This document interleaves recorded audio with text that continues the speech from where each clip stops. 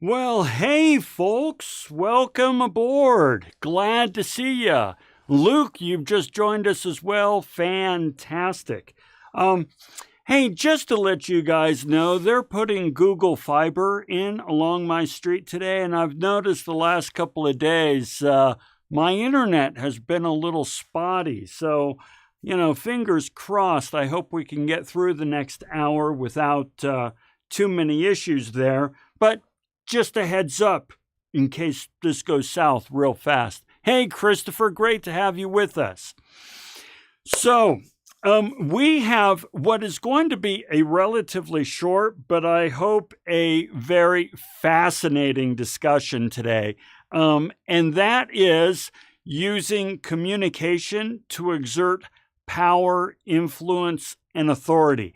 Now, I know that sounds really Machiavellian, but don't worry, it's going to be okay. All right? It's going to be awesome. Should make for a lot of great discussion. So with that, let's go ahead and go over to our green screen.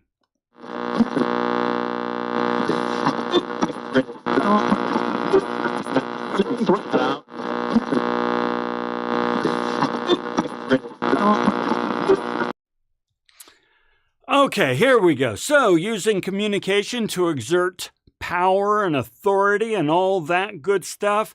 So, let's go ahead and jump into this. So, let's posit this for a moment, okay? Remember, the purpose of business communication is to inform, influence, and affect the attitudes, feelings, and behaviors of those in the organization to meet a business objective. Great. And we went through all that in a previous lecture. We demonstrated how that goes both ways. I'm influencing you, you're influencing me. We like that. But by this very definition, communication infers leadership and power. When we communicate to affect behaviors, we're talking about leadership and power. All right? So, Shendale, great to have you with us. Now, here's the thing about it sounding Machiavellian, all right? Communication is like fire. It is neutral. It is amoral. Let me explain amoral. Immoral means evil. Moral means good.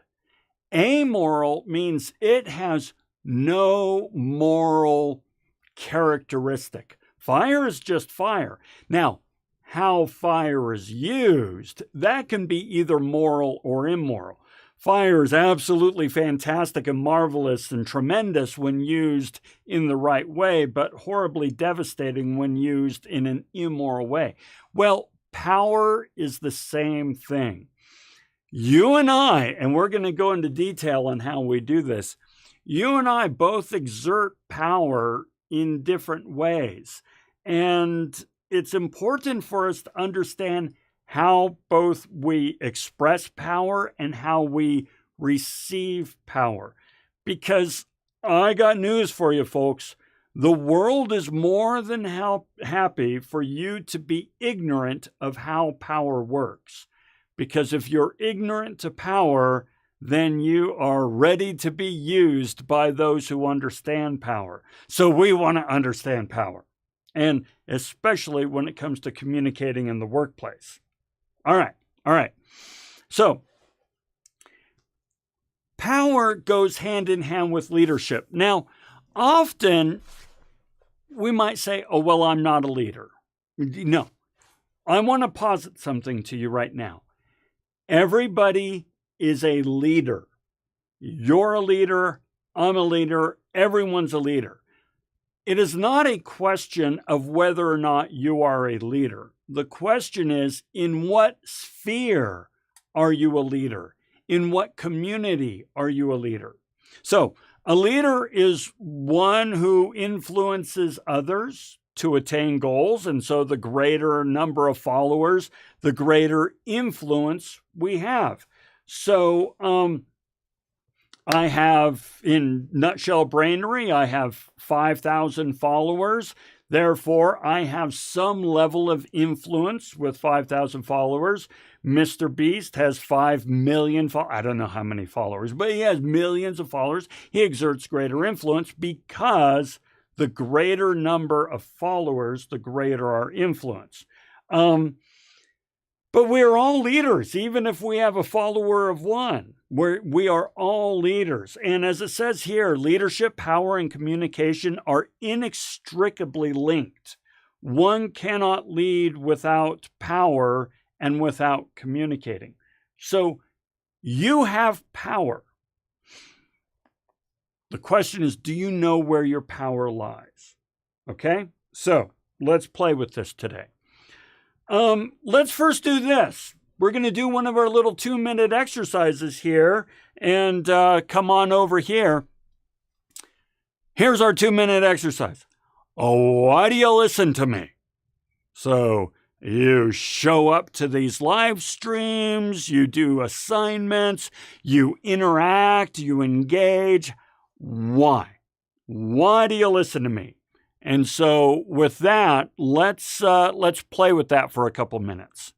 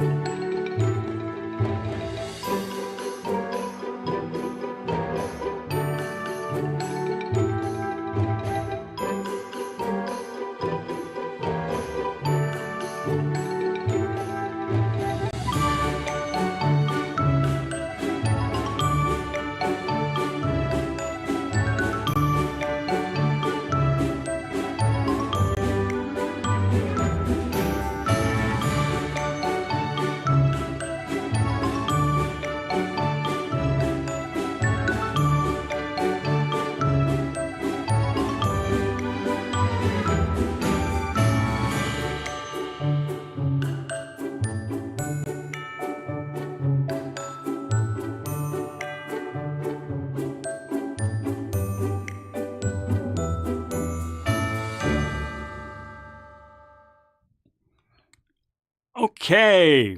Oh no, wrong button. We want this button. Okay, let's do this button. All right, so let's play with these, and then I'll add up our points here real quick. By the way, Chandel, yeah, there might be some technical difficulties today. I hope we're okay. Yeah, they're putting in fiber around my house right now. Okay, so let's read what we have here. So many of you said, hey man, we're here for the grade and the points. Yes. Okay. Yes, you're here for the grade and the points. You want a degree, you need a good grade. To get a good grade, you need the points. To get the points, you need to do as I ask and do the assignments, blah, blah, blah. That's absolutely right. That's why you listen to me. You also want some knowledge, knowledge and skills for both business and life. I actually just published a short like an hour ago saying, hey, listen, if you're trying to do the bare minimum in college and hope that you can just walk into a really good career, it doesn't work like that. Yes, you need a degree, but what you really need are the skills. And so you figure, well, I have some expertise. Maybe I can help you develop those skills. Someone else said, I'm the professor. You're supposed to listen to the professor. Yeah, okay, good. easier A, right? The more you listen and so forth, the easier it is to do the assignments. And while you have to do the assignments, nothing says they need to be hard, right? You learn these skills and they'll be easier than if you don't, right?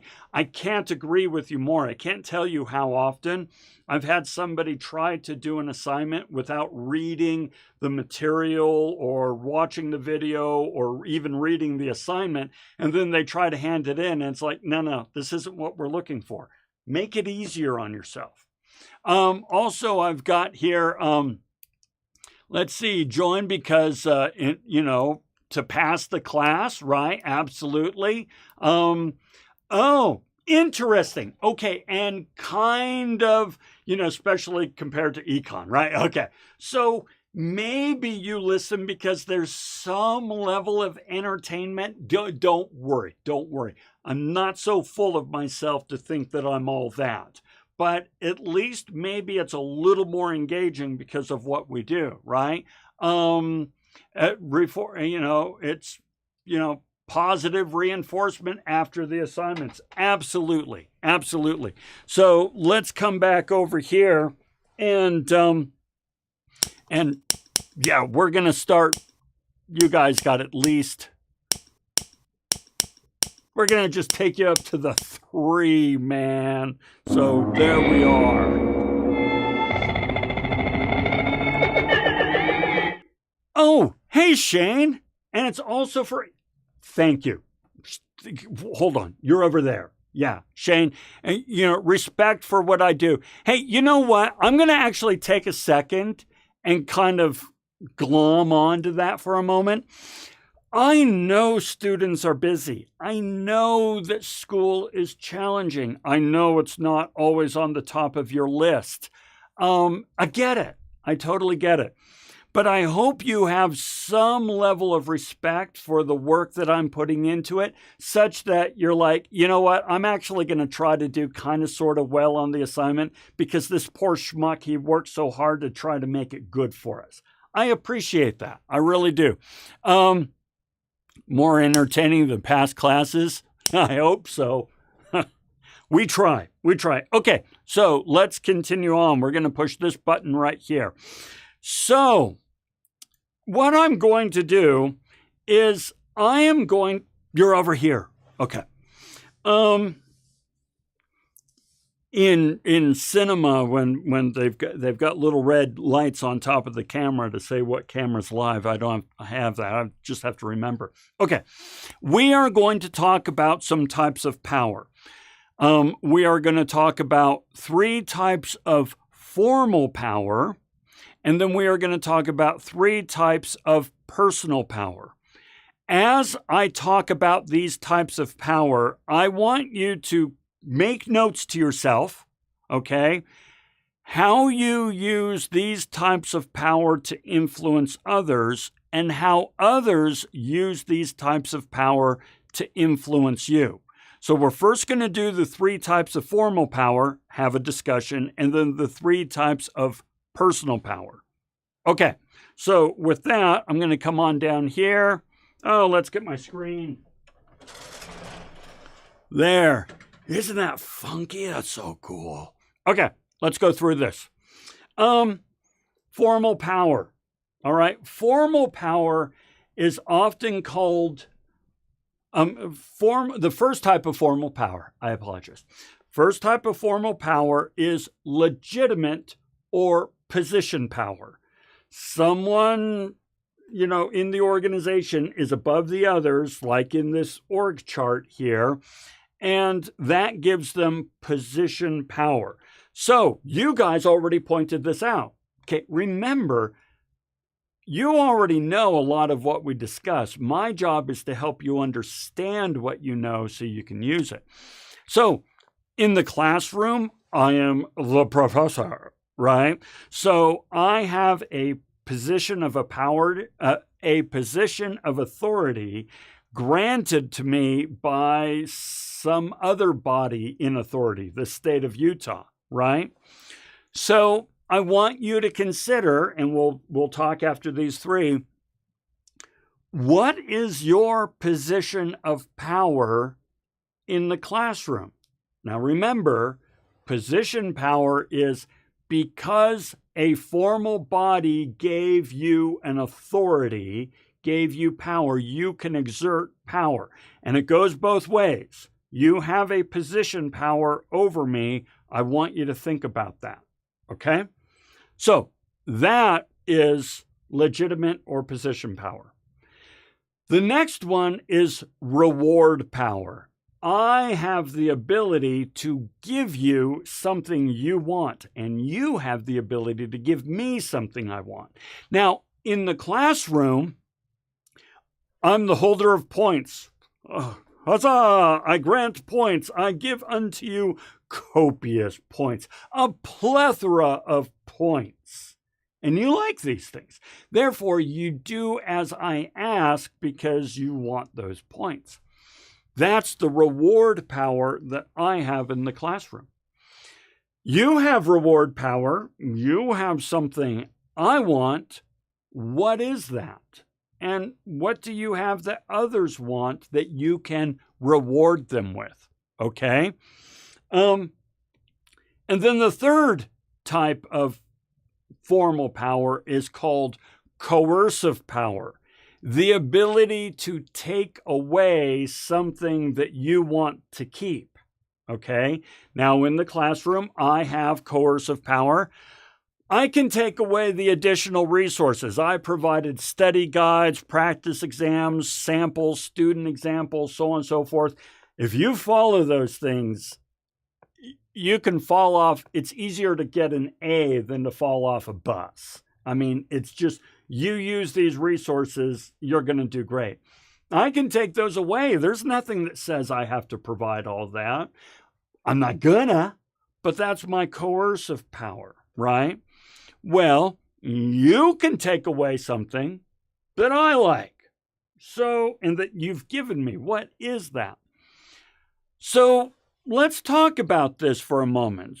You know, type in what you have found. And by the way, because we have a comment here from Sarah, student, your job is to help us learn, give us the power over you. You do have a position power.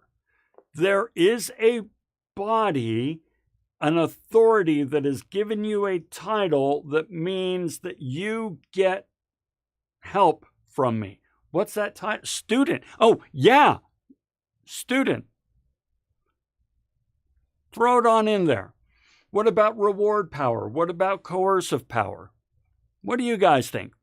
Alex says, my power as a student, I can choose which classes to take and pay and so on and so forth. Exactly. So, Alex, let me explain. Or, well, no, let me add to what you said. You've explained it. Let me add to it. I will help anyone. I will help anyone. However, if I have, okay, here's the order in which you will get help. If you're just somebody who contacts me over email, I can maybe try to help you a little. We'll see. If you are a slick student who I've never seen, I am more inclined to help you because you're associated with Salt Lake Community College. If you are a former student, I will pretty much bend over backwards to help you. If you are a current student, you have my full and undivided attention. So your position power, because of your student status, means that you can command my attention and my help even afterwards, even former students. So that's an example of position power. Okay? What about reward power? What do you guys give me that I really like and want? What do you give me? And I want it. Oh, I want it. You want points. What do I want? And then what can you take away that I want to keep?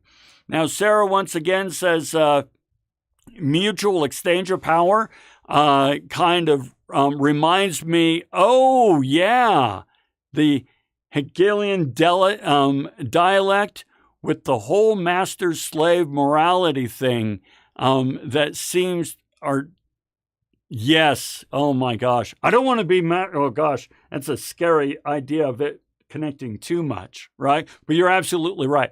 So Shane, interactions, yes. Yes. Interactions are absolutely vital. There it is. Okay. I really want the engagement. You want points. I want the engagement. I want these comments and so forth. I want you guys playing with the ideas. That is your reward power over me. Okay? I am willing to do all kinds of crap to try to get your comments. Just as in you're willing to do the assignments. You have reward power. If we succeed, you succeed, vice versa. Totally agree. Totally agree. Christopher, let's see. Too many failing students, no job. Oh my gosh, it's so true. We give feedback so you can work to improve your craft. That is exactly true. That is exactly true. Totally agree. What can you take away from me?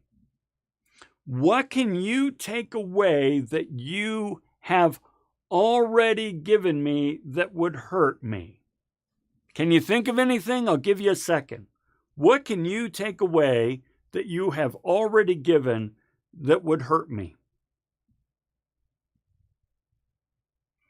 Yeah, so your attention. Now, Shane, you have not yet given me, I assume, you have not yet given me a Rate My Professor, but you could, if you gave it, you could take it away, right? Your attention, absolutely. Your attention, I will tell you what is highest.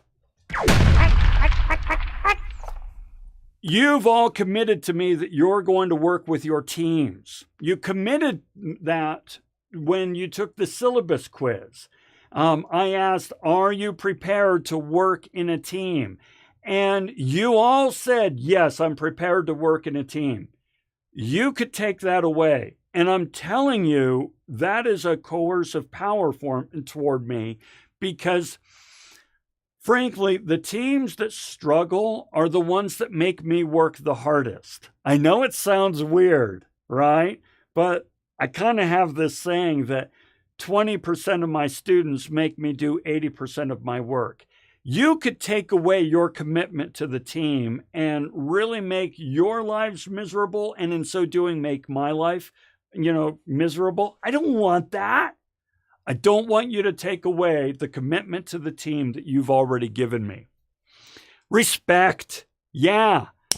If you have respect for me and you take that away, they say the only thing you take to the grave is your reputation. Not that I plan on going there anytime soon, but, Okay, excellent. Now, here's the thing. Those were all the types of formal power. I contend that formal power is nowhere near as effective as personal power. Let me explain. I have formal power over you right now in all the ways we discussed. I'm the professor. I can give you points. I can take away resources. In 3 months, that won't matter at all. Formal power is highly transitory. It only exists for a short period so long as you are part of that relationship, part of that organization. But as soon as December comes along and the semester is over, you could just say, you and the horse you rode in onto me, and I would have no power over you in terms of the formal mechanisms. And you'd have no power over me in terms of the formal mechanisms. You can't say, hey, I'm your student. And it's like, no, you're not. I have other students. But we're going to come back to that. Remember, former students have power. Well, I'll show you how. So, personal power is what really matters. Now, by the way, Shane here says, kind of like the military, none of my supervisors have any power over me anymore. Shane, exactly. Once you're out, they can all take a hike. And the same thing goes for professors. Okay, so if I want you to see me as some sort of leader and mentor and coach in the future, it's not going to be through formal power that I do this. It's going to be through personal power. So let's talk about these. So personal power. We have the power. First is expert power, right? Possessing a skill or ability that makes you valuable to others. So you guys pointed it out on the board behind the screen. You said, hey, listen, you can help me develop the skills and knowledge and insights and competencies I need to be successful in business and in life. And yes, I do. Now, guys, remember, we all have expertise. It's not bragging to say, yes, I have expertise in these areas. Just as in you have expertise in which I know nothing, in which case you would exert expert power. We'll come back to that, okay? So, yeah, I can help you in these ways. So if we look at this, in the classroom, I'm an international business communications expert. I have 25 years experience and I have an MBA, a PhD. I'm the full deal in this area of knowledge, right? You have expert power. I want you to think about it. What's the expert power that you have that makes you somebody that I want to follow? Okay? And I do. You do. You have it. I want to follow it. What is it? Remember, you need to know where your power lies. All right, next one. Referent power. All right, so earlier you mentioned respect and some level of admiration, right? Referent power is when you are admired by others, inspiring them to want to follow you. So in the case of the classroom, I work hard to develop and deliver material in a way that speaks to your aspirations, not just the class, but post-college as well. So I hope it is my goal that you develop some level of respect and connection and relationship with me, that even after the semester's over, you're like, I want Lon in my network. After all, I can provide things, which was about what brings us to the next one. Network power. Having people in your network that others want in their network. So, for example, I know hundreds of business leaders and hiring managers in the Valley. I'd love to connect you with these folks. I really would. So, if you allow me, I have network power because you want to know who I know, and you have network power. Okay? So, with that, let's come back over here. We talked about expert power, referent power, and network power. How about expert power? What expertise do you bring that makes you valuable to me? Or what network influences or referent power? Think about this. Throw up some comments. You have these things. You have expert power. I'll give you rate my professor is network power. It is. It is network power. Okay, so everyone, here's what Shane is getting at is, all right, presumably I want a good rating in rate my professor. I do. It doesn't really affect me that much, but let's say that, yeah, I do. And Shane has a wide network. They're going to read his ratings. Therefore, that is network power. Very good. Christopher, so network power is basically knowing and referring people who are experts in something. So not necessarily. So network power is sometimes it's just plain out of admiration or referent power. So if I know a hiring manager, which I do, you might want me in your network because I can connect you with the hiring manager. However, let's say that you are the nephew of some big movie star that I think is really cool, right? Well, it's now no longer a matter of expertise. It's just, I want to buddy up to you because you're so-and-so's nephew, right? This sort of, it's sycophantic and so forth, but the truth is we tend to want to connect with people who are in turn connected. So when you see somebody on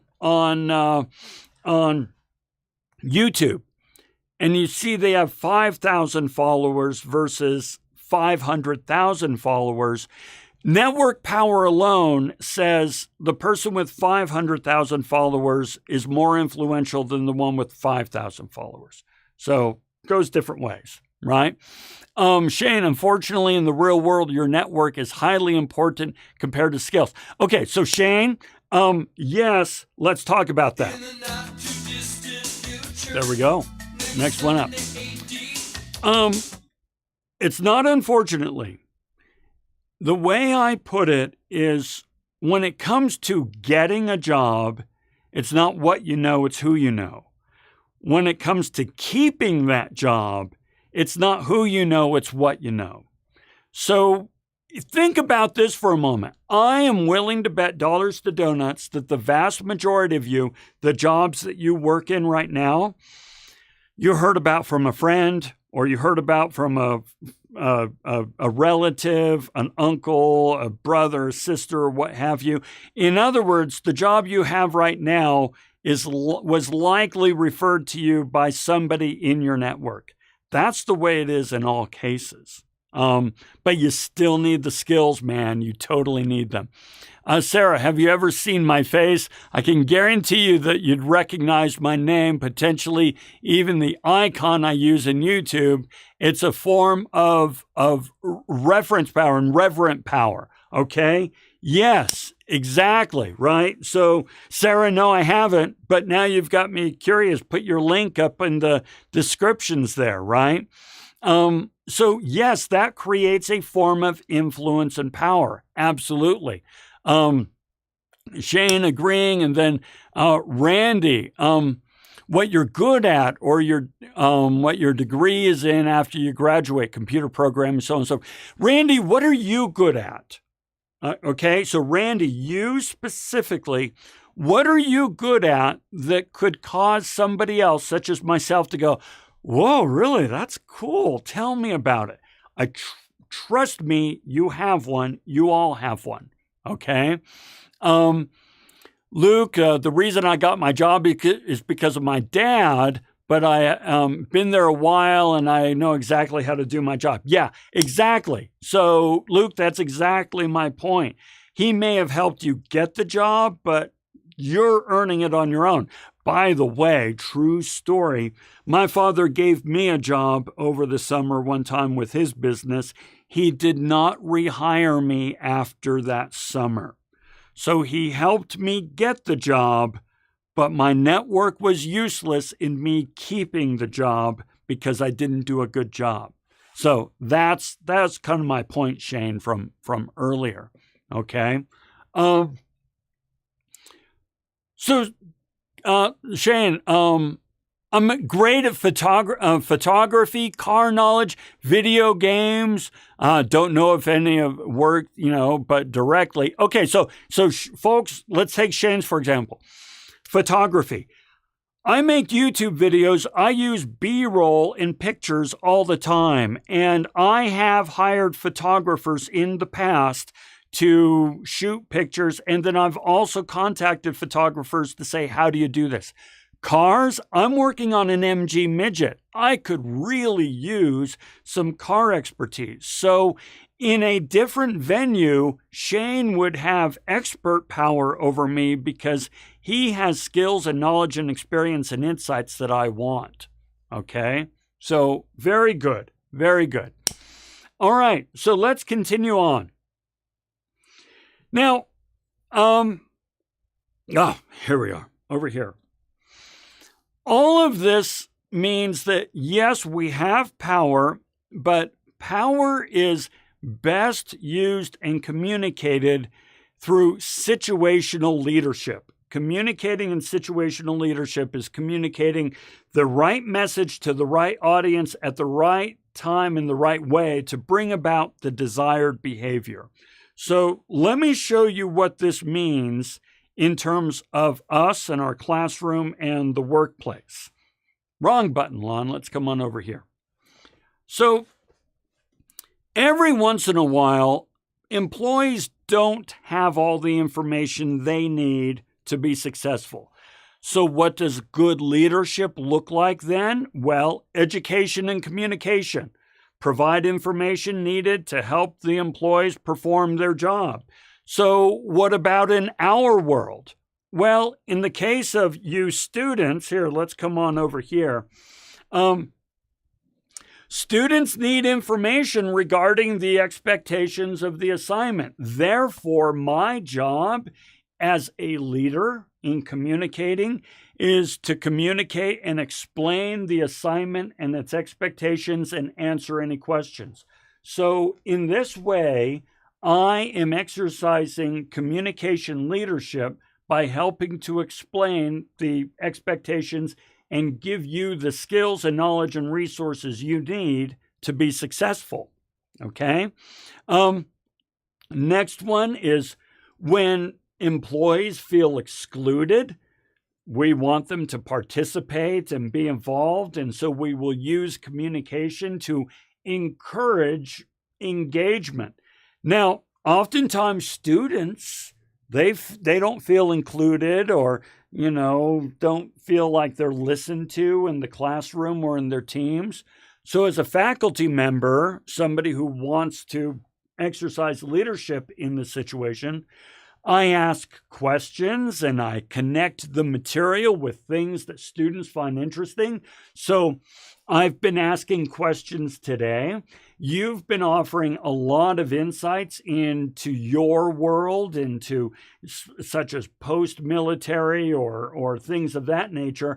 And so I connect the concepts with what you are offering. This way, I encourage engagement. And this is what a good manager does. Sometimes anxiety is really high, right? So what a good manager does then, a good leader, is they provide facilitation and support, recognizing the human side of this and offering that human support. So you guys get anxious, right? There's no way I'm going to get out of the way of that. Students get worried about their grade, especially toward the end of the semester. I get inundated with emails at the end of the semester. And so what can I do? Well, I assure the student that there's always a way to make up the points and still finish the semester strong. So that is me saying, hey, I recognize your anxiety. I understand this is important to you, and I want you to know I'm here to help. We're going to make sure you rock this semester. So that is an example of situational leadership when anxiety is high. Okay? And then every once in a while, the resistors are actually in positions of influence. And so I just can't tell them what to do. If they disagree with me as a leader, they can push back in some pretty serious ways. So if we come back over here to the faculty example, faculty, I don't feel it necessary to change my teaching approach in response to administration's goals to increase retention, citing academic freedom, whereas administration might say, well, you know what, then I'm not going to give you course overload, and I'm not going to give you the really awesome times to teach that students like the best, and so we might have difficulty filling your classroom. So yes, I am in a position of power with administration. Administration can't just tell me what to do. On the other hand, they do have levers that they can pull to influence me. So we have to negotiate back and forth to kind of figure out the right approach to take. Okay. And then the last one here is, every once in a while, the organization is at risk and employees don't really have any options but to submit. They cannot resist. So this is when we use explicit and implicit coercion, threatening employees with undesirable consequences if they continue to resist. So if we bring this over to the world of students and faculty, let's say that a student says, I'm not doing the readings, I don't want to do the assignments, this sucks, I don't see the point of all this, I'm not going to do it. Faculty can say, that's fine, but you know what? You're going to fail the class. And the student can say, I don't like that situation all they want, but if you're not doing the assignments and earning the points, you fail the class. This would be an example of explicit and implicit coercion. I am going to take away something you want, your A, if you don't do what is required to get that A. Okay? So those are examples of situational leadership. So with that, I'd love to hear examples from, who knows what I just did to this thing. There we go. I'd love to hear examples of where you guys exercise power in your lives. Besides, we want to get up to 20, right? So where are you a leader in your circles? So take a moment to think about this. We'll do a 2-minute countdown. I want to know, where are you a leader? With whom are you a leader? And how do you exercise leadership? Give me a few examples.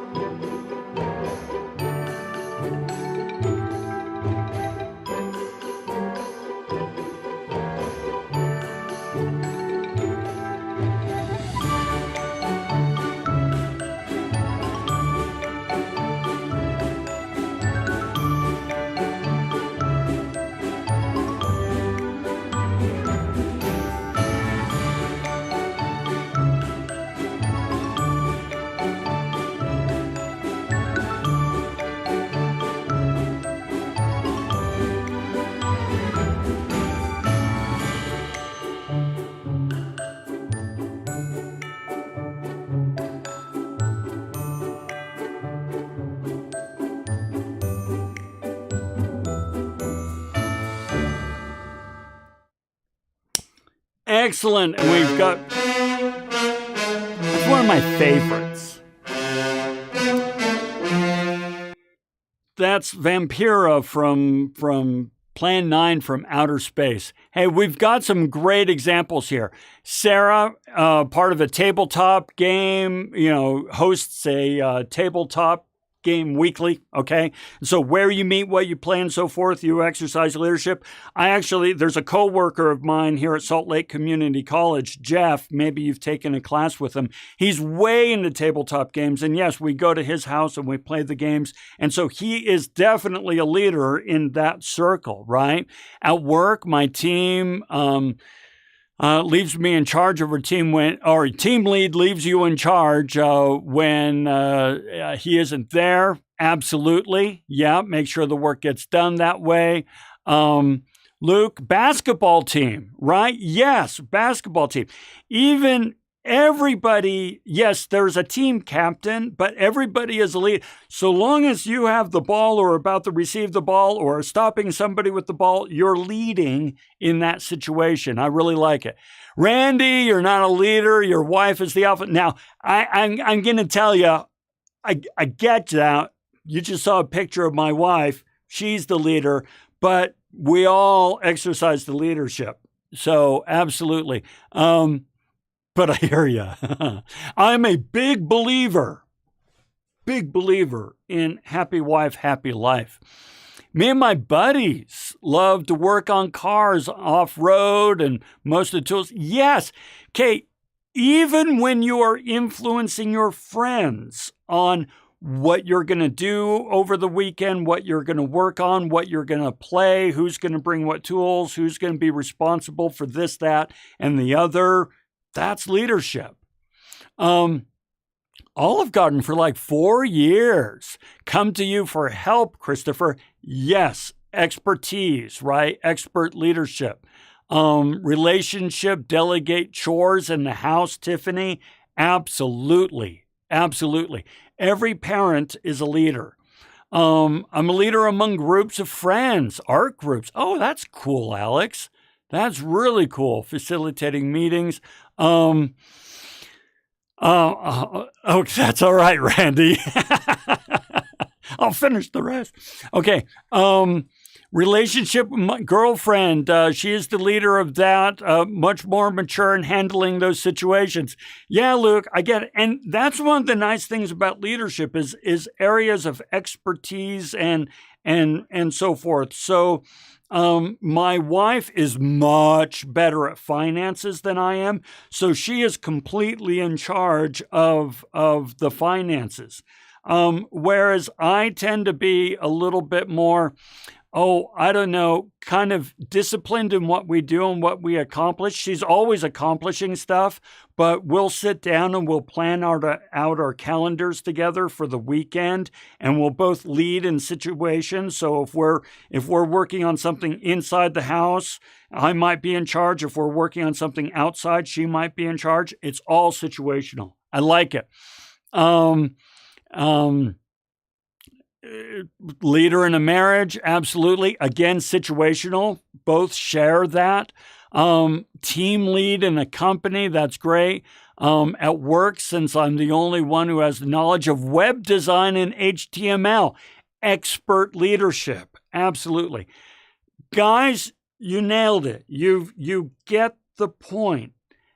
We all exercise leadership. And that leadership is founded in different aspects, whether it be position or referent or expertise or reward or what have you.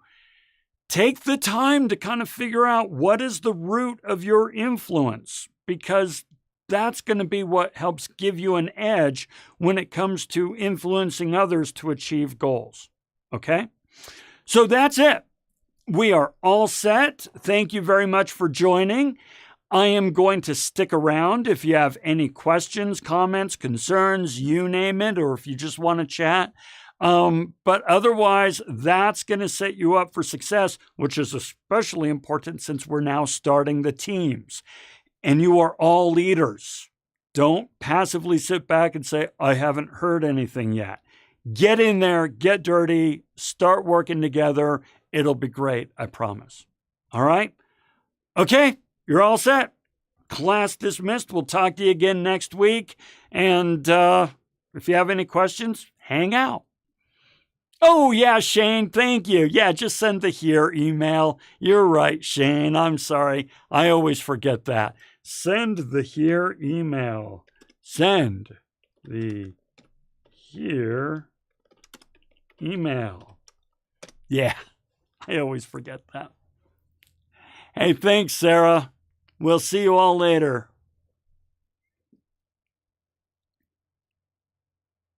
You have a great week too, Shane. You bet, Randy. Thank you, Stephanie.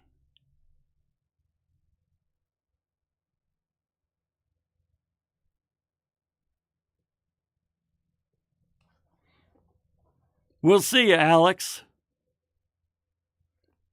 Ryan, great to see you there. Thanks a lot.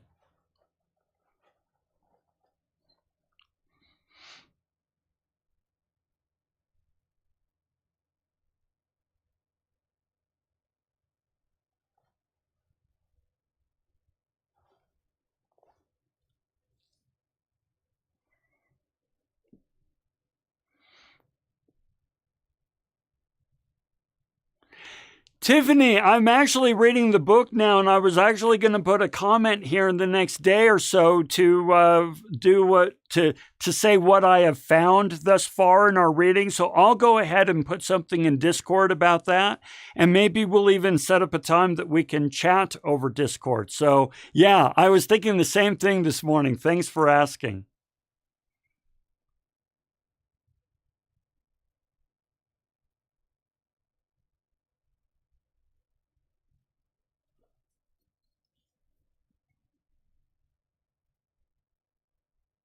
You bet.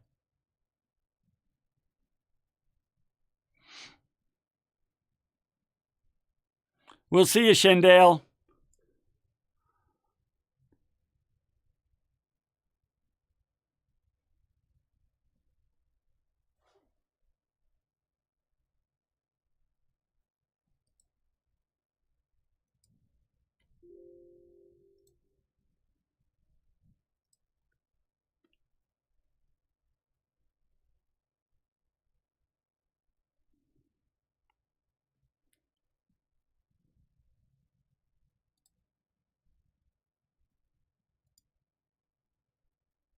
All right, I think that's it then, folks. So I'm going to sign off, and we'll see you all again real soon. Have a great one.